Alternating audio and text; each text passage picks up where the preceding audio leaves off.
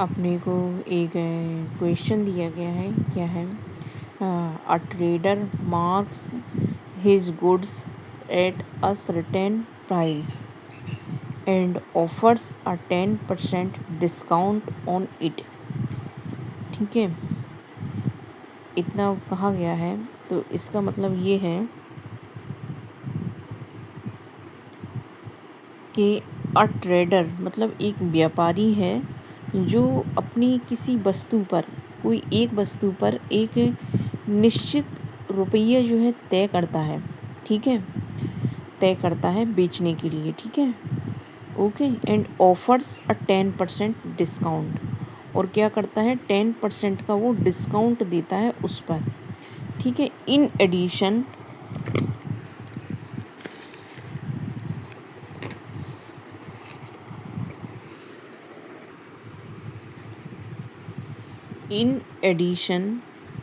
he runs a scheme where for every 104 articles purchased 16 articles are given free।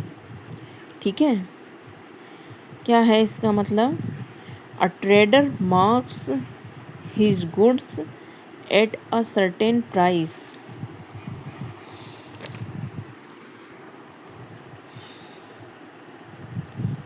मान लीजिए कोई एक वस्तु है जिसकी कॉस्ट प्राइस क्या होती है, सी होती है। ठीक है, क्या है, कॉस्ट प्राइस सी है, और क्या है, मैक्सिमम रिटेल प्राइस जो है वो क्या है, एम है। ठीक है, क्या है, एम है।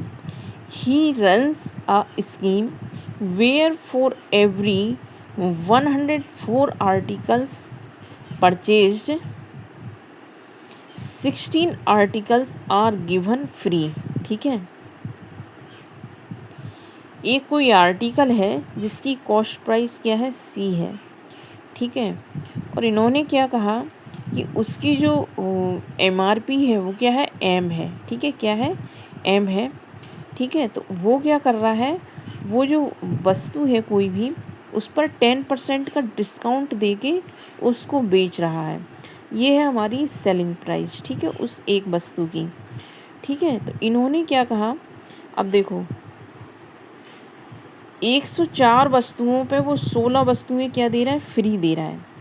फ्री दे रहा है मतलब कितना, 120 वस्तुएं फ्री में दे रहा है। 120 वस्तुएं फ्री में देने के बावजूद भी देखो ये लिखा 16 articles are given free if he still makes a profit of 17% on the overall transaction. कितना है, 120 वस्तुएं जो है वो क्या दे रहा है, वो उसकी जो कॉस्ट प्राइस है ये 16 वस्तुएं फ्री दे रहा है। ठीक है, इतनी देने के बावजूद भी, तो देखो यहाँ पे एक चीज़ देखना कि सेलिंग प्राइस हम केवल 104 वस्तुओं की लगाएंगे। एक की इतनी है तो 104 की कितनी हो जाएगी, इतनी हो जाएगी।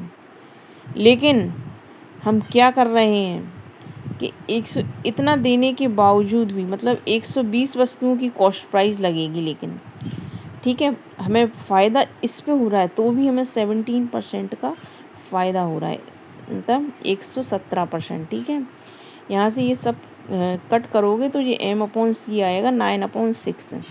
ये कितना, 3 से कटेगा। ठीक है, अब देखो हमें प्रॉफिट कितने का हो रहा है, 1 का प्रॉफिट हो रहा है 2 पे।